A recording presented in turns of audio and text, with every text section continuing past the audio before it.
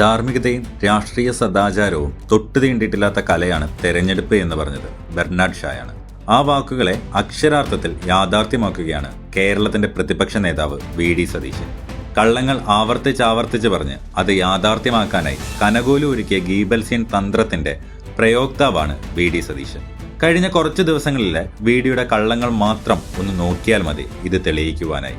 വയനാട് ദുരന്തമുണ്ടായ സമയം CMDRF-ൽ fund നൽകരുതെന്ന് Congress പറഞ്ഞിട്ടില്ലെന്ന വാദവുമായാണ് VD. Satheesan കഴിഞ്ഞ ആഴ്ച രംഗത്ത് വന്നത്. ഇപ്പൊ പ്രചരിപ്പിക്കുകയാണ് UDF പറഞ്ഞു CMDRF പൈസ കൊടുക്കരുത്.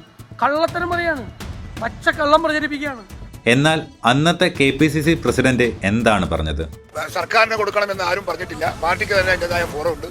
ഇടതുപക്ഷത്തിന്റെ കൈ കൊടുക്കേണ്ട കാര്യമൊന്നുമില്ല. VS കോടിയേരി ഭരണകാലത്താണ് വർഗീയ കലാപങ്ങൾ നടന്നത് എന്നായിരുന്നു അടുത്ത കള്ളം. എന്നാൽ കേരളത്തിലെ പ്രധാന വർഗീയ കലാപങ്ങൾ നടന്നത് കോൺഗ്രസ് ഭരണകാലത്താണ് എന്നതാണ് യാഥാർത്ഥ്യം. തലശ്ശേരി കലാപം നടന്നത് 1971. അന്ന് കേരളം ഭരിച്ചിരുന്നത് കോൺഗ്രസ് ആയിരുന്നു. 1992 പൂന്തറ കലാപം നടന്നത്.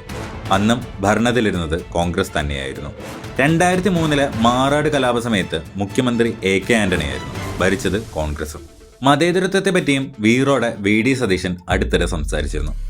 നമുക്ക് മതേതരത്വം പറയാൻ എളുപ്പമാണ്, പ്രസംഗിക്കാൻ നമുക്ക് എളുപ്പമാണ്, നമുക്ക് ഒരുപാട് കാര്യങ്ങൾ പറയാം. എന്നാൽ ഈ മതേതര പുങ്കവന്റെ യഥാർത്ഥ മുഖം എന്താണെന്ന് ഈ ദൃശ്യങ്ങൾ പറയും. ചരിത്രത്തെയും വർത്തമാനത്തെയും ഒരുപോലെ വളച്ചൊടിക്കുക, കള്ളങ്ങളുടെ കോട്ട പണിഞ്ഞ് അതിനു മുകളിൽ ഒരു ഉളുപ്പുമില്ലാതെ കയറി നിൽക്കുക, എന്റെ നുണകൾ ആരാലും ചോദ്യം ചെയ്യപ്പെടുകയില്ല എന്ന ധാരണയിൽ PR ഏജൻസികൾ ഒരുക്കുന്ന ഫേക്ക് നറേറ്റീവുകൾ പ്രചരിപ്പിക്കുക.